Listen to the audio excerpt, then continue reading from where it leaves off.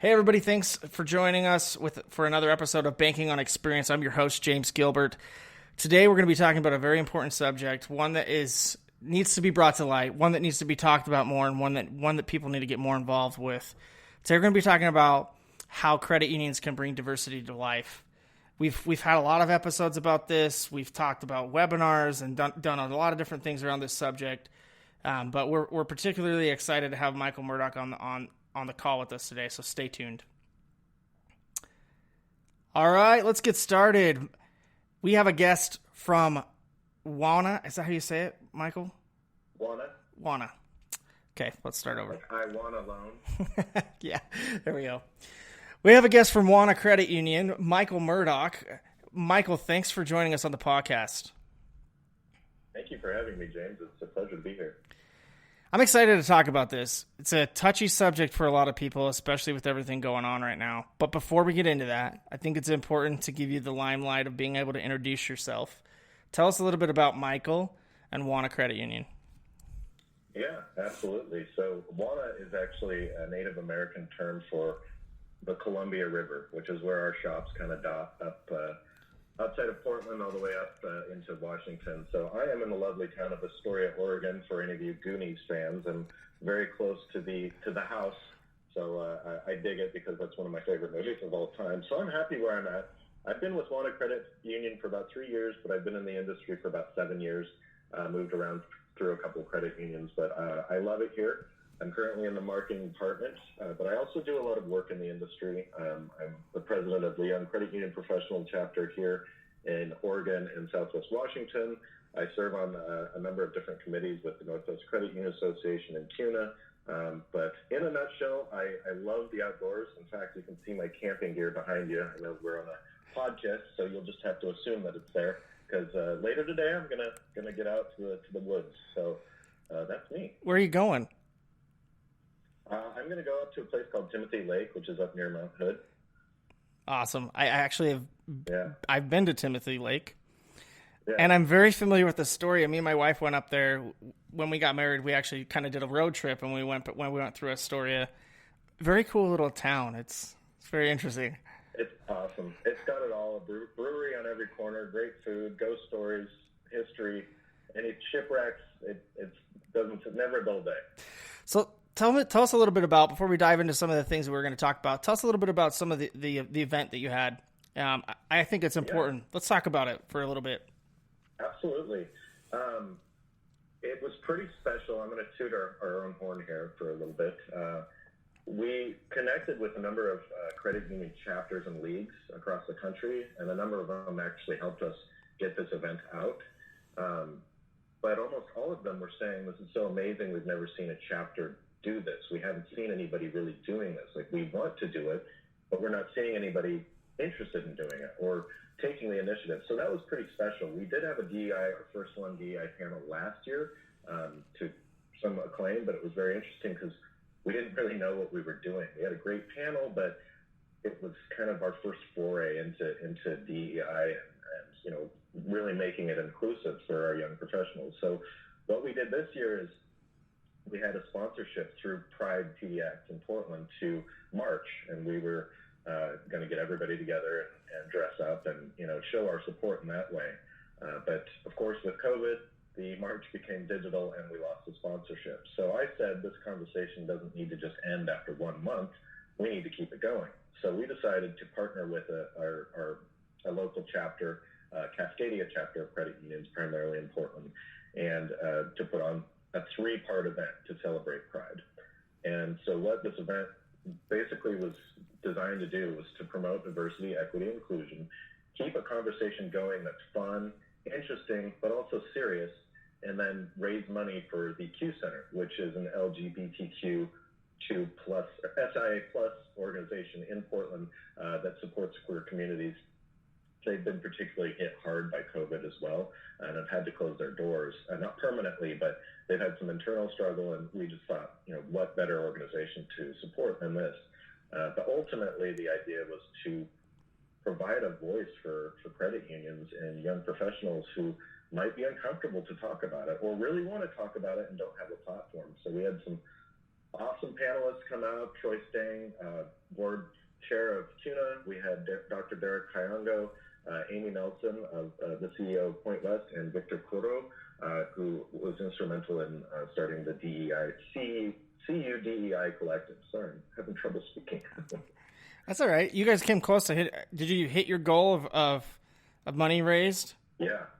So we're not huge organizations. We've had a pretty lofty goal of $5,000. We ended up raising $6,850 for the Q Center. That's amazing. I mean, the reason why I wanted you to talk about that is because I think it's important how oftentimes people get on these podcasts and they talk about things that you should be doing, but they rarely are actually practicing what they preach. So this is just proof that Michael and Wauna are actually doing what they preach. So let's get into it. Why did we choose this topic today? I mean, it should be no secret. This is a problem, a big one. Yeah. And one of the areas that I think is important for credit unions to understand is if they're wanting to reach a younger audience, the Gen Z, Gen Y, even the millennial audience, they've got to take a stand on these social issues, and they can't hide behind it any longer. So give us your take. Why is this topic so important, Michael?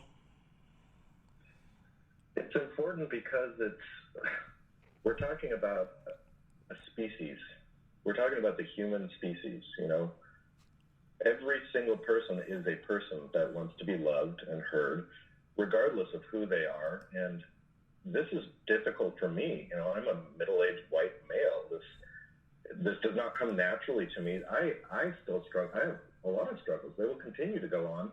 I now, when I'm introducing folk, I need to say, make sure I understand your pronouns. And if I'm incorrect, please correct me.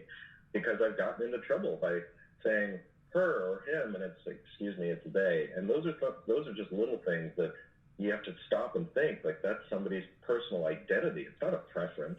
It's not something that they've learned over time. It's who they are. And who you get to choose to be is the American dream, right? You should never be forced to change yourself because somebody else is uncomfortable, because you're different. That just doesn't make sense to me.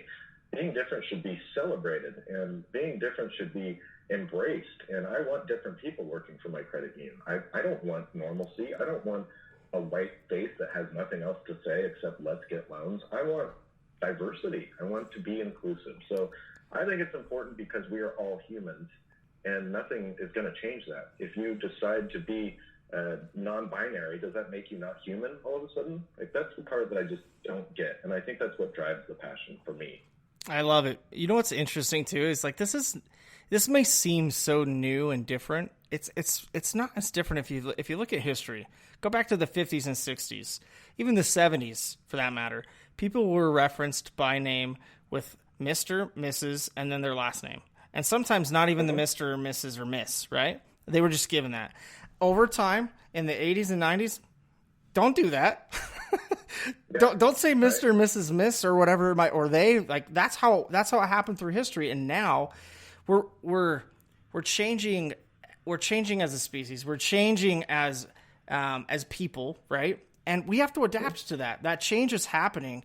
I know that some people want to be called by their first name. Other people don't. Right? Other people, I know some doctors that I talk to, they only want to be referenced as doctor and then their last name. Right. But other ones are a lot more personal. So we oftentimes, the things that scare us about this, I think oftentimes get in the way of, look, this is not as new as we think it is. It's new in the sense that all we have to do is adapt our minds to accept and be more accepting and be more human about it. And then this becomes a lot easier. Absolutely. I 100% agree. It goes back throughout history, the history of humanity, all the way back to ancient Greece. To be inclusive is not a new thing. We seem to struggle with it as we adapt and change with technology, lifestyle, so many different things. But just being open to the idea, like what you said, to adapt, that's like one of the biggest gifts we have as humans. I mean, to be scared of adapting to something different should be the last on your list of things to be scared of today. So I 100% agree with you. So let's talk about some of the challenges that credit unions or just organizations have in general about this topic. I mean, if you had to lay out the top 3 challenges, or maybe even more, maybe less, what are they? What do you think they are? There are 3 that consistently come to mind, but there's so many challenges. They'll go on and on, but ultimately I believe it does come down to a continuing failure of vision. It becomes a numbers game versus a culture change. So, and I'll explain that. Philosophically, we must affirmatively answer this fundamental question. Is DEI a compliance-based numbers game for your credit union, or is it a culture change that engages and includes everyone in order to attain equity, equality, and justice? And I think the reality is that many companies have been pivoting on compliance-based diversity driven by historical context and regulation. And I think that that's hindering a lot of progressive forward movement. So advancing diversity, equity, and inclusion is hard, but developing a deep understanding of the challenges to success is critical to ultimately achieving it. Because personally, I think it comes down, my 3, as I said, I'd get to, the areas that credit unions and other organizations that are seeking change can focus on now are, 1, understanding that diversity is not enough. Diverse leadership does not ensure equity. 2, preparing your leaders and your allies to take on the tough and often overlooked issues like structural racism. That is key. And then 3, it's really about building the will and the way for improving field-wide DEI data collection and transparency. I love that framework. You know, what's interesting too is when I'll reference some of the things that happened with the riots that have happened this year. And I saw so many organizations come out and be like, we stand behind you. But every person on their leadership team was a white male. I mean, are you kidding me right now? Talk about falling on deaf ears. I mean, you think about it. We had internal discussions with folks internally here, and we just asked them openly, like, how can we help? Genuinely meaning that, right? Most of them said, don't do it now. Yeah. Like, it's too late. Why weren't we helping before? And they were right, right? So now we have to be more progressive. We can't just sit back and wait to react to situations and wait to react to terrible things that are happening to groups of people. We just can't react. We have to be progressive and be proactive. So I love your framework because I think that it does that. I mean, one of the things you said is you do have to have a diverse leadership team. It doesn't mean that you should go out and hire diverse people just because they're diverse. Right. Which I think is a fallacy that's happening right now. Oh, let's just hire diversity because we want to be seen as being diverse. To your point, compliance. It's ridiculous. Like, hire the right people, but when you do, make sure that people are empowered to be able to speak up and to be able to talk about those social issues with no ramifications. We live in a social world, so allow them to speak, allow them to have a voice. Don't put compliance on it to the point where they're fearful of saying what they truly believe just because they're going to have a ramification about it. I mean, that's I think one of the biggest things from my perspective in the social world we live in. I can't tell you how many people that I've had on my teams and that I've had within companies that were fearful of just going out and speaking their mind on social media because they didn't know they were allowed to, right? Right. And you have to allow that atmosphere. You have to say, no, I want you to. I want you to go do this. Like, if this is something you're passionate about, speak about it. Create a voice that I can help you, right? That's what we have to do as leaders, and that's what we need to do as organizations as well. Couldn't have said it better myself. I like to think of this whole thing as building a beautiful house. An Islamic proverb that I picked up a while ago that I really love is, it takes many flowers to make a bouquet. I love that idea, but to your point, when you're talking about this almost fake recruitment of diverse members. And I'm not saying that's bad. That's great. Do it. But because we have to or feel that we need to, it does give it a level of inauthenticity. So when you're building that house, you have to have a concrete foundation. You can't build it out of sand. And I think that's what some of these organizations are doing when they just shoot from the hip and hire. Oh, we gotta have this, we gotta have that. Hire them. Because what is that message sending? Is that from the heart, or is that from a business standpoint? We're talking about people, people helping people. That's our philosophy as credit union. You can't see You're it. not doing that if you're just hired. You can't see it, but Michael's shirt says "People helping people." Love it. And by the way, organizations have to do more than just, recolor their logo. Right. Let's put a rainbow on our logo. That's been that for a month. I'm sorry. I don't mean to poke fun at that because I know it's better than doing nothing. All right, I'll give them that. No, it's great. I love it. I do it. But what are you doing when you do it? What does that mean to you? Have a little bit more of a plan behind it. Mm-hmm. So what can... raise money, volunteer, do something more than just that. Show that you're supporting it. Not just, hey, our Twitter logo is now rainbow. So, Black History Month, we're doing it all black. Okay. Okay. Sounds good, I guess. Yeah, that actually brings us to another subject that I wanted to talk to you about. What can credit unions do, and how can they do it to be more inclusive? So a few things come to mind, just right off the top of my head. But there are dozens of shops out there that are really taking systemic change seriously. Credit unions need to create DEI positions and committees. It's as frank as that. Full of diversity and equity. Ensure the steering vision is appropriate and progressive. If you're not doing something now, why not? Really look inside of yourself. Keep the conversation alive. Engage your staff with open dialogue. Encourage them to share their thoughts and feelings, like you were saying. Change doesn't come easy, but these ideas and practices must be taken just as seriously as your lending teams or your leadership initiatives.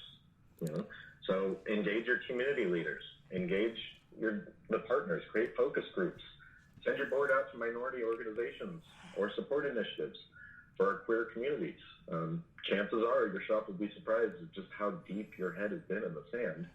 And doing these things, James, will provide you more realistic personal and human experiences to your members. Ultimately, by helping people and showing that you want people to be heard, and even if it's difficult for them to have a voice, you can provide a platform for them to share those voices. And credit unions are great things, and I don't want us to miss out on other great things in this world and life. It just seems like waste. Yeah, and to your point, credit unions are historically known for doing great things in the community. That's what they're known for. Mm-hmm. Why would we not get fully behind this with our full weight? Exactly. There are certain organizations within a community that can truly impact culture across an entire city, even a state.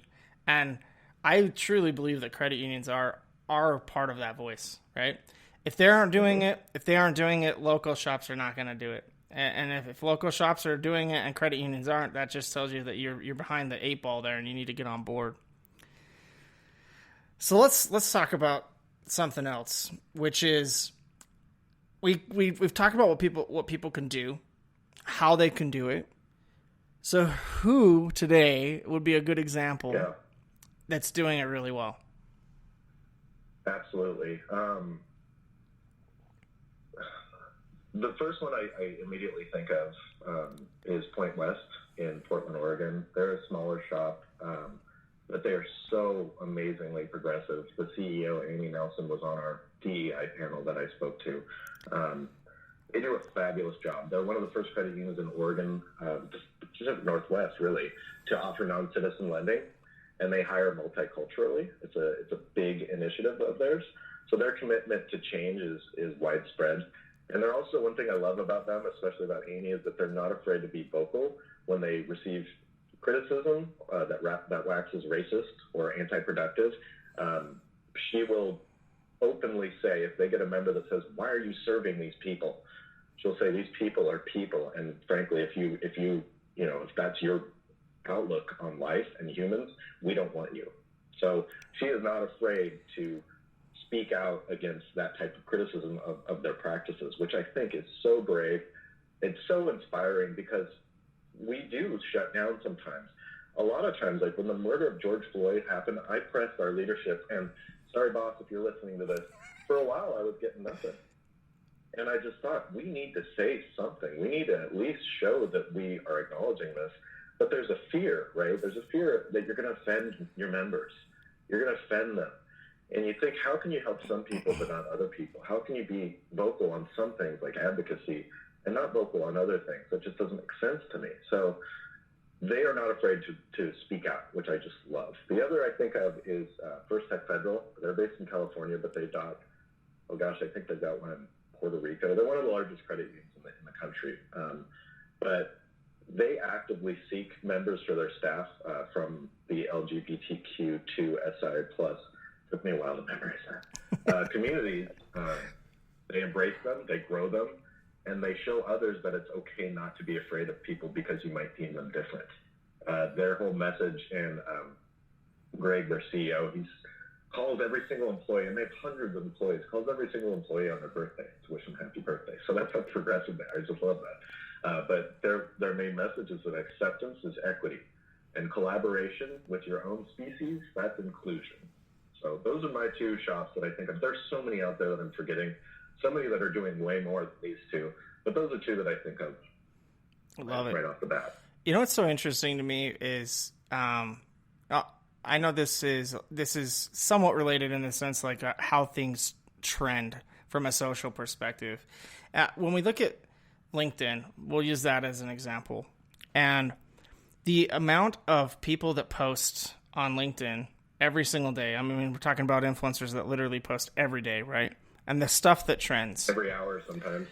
But then when a social issue comes up, it's crickets.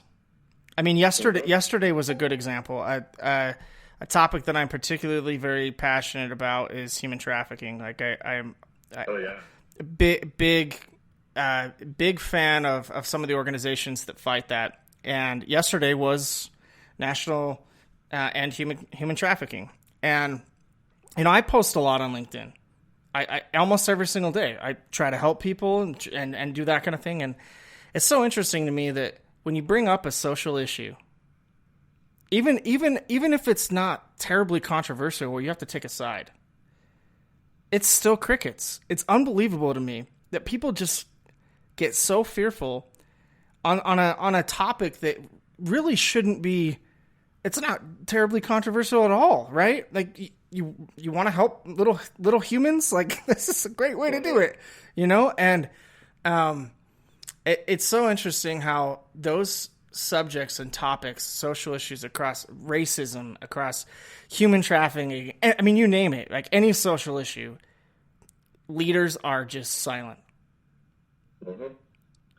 Yep, I try to keep my social media accounts pretty professional. Minus my Instagram. Don't follow me, anybody. But for example, on Twitter, when you like something, it will show up in people's feeds. It will say Michael Murdoch likes this, you know. And I was afraid initially about, especially after the murder of George Floyd, liking certain things that were progressive, that were, you know, anti-racist. And of late, I've just been like, no, that's ridiculous. I'm going to like these because I do. And something Dr. Derek Kayongo said to me in the Voicing the Voiceless, the CU Insight article that you mentioned that I'd written a few weeks ago, was that if you don't speak up, if you're remaining quiet, if it is crickets on an issue like this, then you're almost taking the other side by not voicing. It's like not voting. I mean, you're taking the other side. That's what you're doing. And I don't take that so literally, but at the same time, it's something to think about. And forgive me, James, I didn't see your post, but so I didn't like it. So I'm no, I don't. I'm the bad guy. No. That's what you're saying. You're just like, Michael, you didn't like it, so I'm going to put you on the spot. No. Wauna Credit Union, I do have to give us a little plug. We are very serious about human trafficking because one of the largest pieces that they hide behind is finance. Mm-hmm. So they will send in their victims to withdraw money or deposit money, and so we have a training program for our frontline staff to help identify potential trafficking issues. So that is something we've actually been working with CUNA on a credit union and how to stop or how to quell human trafficking in your credit union program. So I love that you love that. Totally something that shouldn't be controversial, right? Why would I be afraid to support that? I'm with you on that. I don't get it. The other day I said wear a mask on Twitter, and it was just silence. And I know that's not the same thing, but you think, what's so wrong about sharing my beliefs in bettering society? I don't. Well, and Would that be terrifying? the other thing is, why are there not more people that have the same opinion that are engaging? You know, I mean, I think I've seen probably the same LinkedIn post in some sort of a variation between probably 30 different people, and it's literally every week it's the same thing. Oh, here's a LinkedIn hack. I mean, every single week it's the same thing, right? That stuff trends like mad. It's not a hack. It's been done before. Find your why. Yeah, like, come on. Do something that really makes a difference in people's lives, and I think that this is a subject that really does make a difference in people's lives. And, you know, everyone always says, well, I'm too scared to speak up. I'm too scared to do something. And there's reasons behind that. Like, some of us have grown up with a mentality of being fearful for those things. But absolutely true. If you can't afford to put your pocket where your mouth is, if you can't afford to do some of those other things, volunteer work, the best thing you can do is to do that. It's free. And it will be seen. Even if it's not trending, it will be seen. So I think a good lesson we can learn here from some of the folks that are doing this really, really well is they're doing it. Like, that's the bottom line. They're at least doing it, and they're not hiding behind the bucket waiting for something to drop where they are required to, and it's a compliance point at that time. So I think people also innately. Sorry, I interrupted you. No, go ahead. To add to that, I think that people innately are afraid that they're going to be wrong. I think they're afraid that if I support this, somebody else is going to think I'm an idiot or I'm wrong or I'm going to get backlash in some way. So it's best just to stay back and just observe, regardless of how I feel. I think a big piece of being human is fear of not being liked, and so I'd rather not roll the dice, you know. And it could be as something as paltry as wear a mask, and it's like, I don't want to be on either side of this one because that's just too much of a mess, you know. I don't want to be the Karen on video screaming about, you know. So I think that's a big piece of it too, and it's just as simple as that, I think, sometimes. Yes, I agree. And I think it's important for us to always put ourselves in the other side's shoes. Like, even if you have a stance on something, it's okay to somebody can have a difference of opinion. That's okay. Right. You should have a difference of opinion. Yes, that's okay. Engage in the conversation. Keep the dream alive. I don't know. So what are some ways that you think people can make this fun? I mean, this is a tough subject, right? It's a tough thing to handle. So how can we make it fun? As I've said a few times, change just does not come easy. People are scared of change. We all know this. But I think that fun thrives when people are comfortable. I mean, some fun is pretty fun when people are uncomfortable. I'm a prankster just like anybody else. But to have truly thriving, fun experiences, I think it's when people are comfortable. And you can identify those passionate leaders in your organization who can bring their own ideas on how to share DEI in new and enlightening ways, and show others that it's a good thing to have fun with one another while encouraging growth as humans, that it's okay to talk about certain things. It's okay to be scared of talking about certain things. Letting your staff know that you are in a comfortable environment, you won't be persecuted for your beliefs, you know, as long as they're appropriate beliefs, but you have to be open with your staff. You have to be open to the point where they feel comfortable that they have a voice. And I think from that, fun can come. Once you're comfortable, because I know that we have staff who are thinking just like we are, but they're scared to say something. It's no different than what you were talking about on social media. We have frontline staff who might be your 19, 20-year-old, but that doesn't mean they don't have opinions. I read somewhere that at 4 years old is when your cognitive mind really starts developing your perception of racism or how people are different and how you're going to choose to react to that throughout your life. We can change, yes, of course, but thinking how early the mind starts developing those pieces is fascinating to me. So I think people want to be comfortable. They want to be comfortable enough to be heard. Once you can get past that step, then you can have fun. Ooh, good point. I think that's fantastic. There's this company that I follow from a B2B marketing perspective. It's a company called Gong, and their CMO supports diversity probably better than anyone I've ever seen. And one of the things that he was doing, and it seems it almost seems like it's not fun, but it is, right? So he would do this thing, especially during Pride Month, where obviously changed the logo, but he did a lot of other things. Like he held a virtual event for folks that were either in business or leadership positions that had that type of diversity, and they could come in and talk openly about it and teach other leaders about it. He also held after party drink mixing contests where people actually had to mix drinks that had more than 3 colors in it. I mean, those are the fun things that you can do. Just think outside the box. I mean, it sometimes seems like such a simple thing to make it fun, but really it's just a matter of kind of taking your business hat off for a second and actually being human. That's what people enjoy. Yeah. Our first event of our series, that draws me back to something fun that we did because it was kind of a fun, then it was kind of a learning, and then it was kind of a storytelling and a listen. Those were the 3 events. But our first event we called Walk. And because we couldn't actually walk together, we encouraged folks throughout the week to take a picture of them doing something active outside or baking or needlepoint, whatever. We had a whole myriad of images come in. And then on that Friday, we had a happy hour, and we all came together and we shared our images, and we just kind of spoke frankly about how we were feeling about Pride and how we were feeling about the world. And that was fun. There was some laughter. There was some great pictures and stories shared. And it's, to your point, take that business cap off and be human, be wacky, be yourself, that's like the least thing you should be afraid of. So it's why I wear my Utah Jazz. I love that. It's why I wear my Utah Jazz gear in almost all of my videos, because people are like, "Oh, he's a CMO. He should be dressed in a suit." No, I'm not going to do it. I'm wearing a hat. I have a beard. Get over it. Like, that's who I am. Yeah. Right? You enjoy it or you don't. Enjoy the ride. Well, listen, Michael, we're at time, but I appreciate you taking the time with us. I mean, if there are other credit unions out there or other leaders within the credit union space that want to reach out to you, what's the best way for them to do that?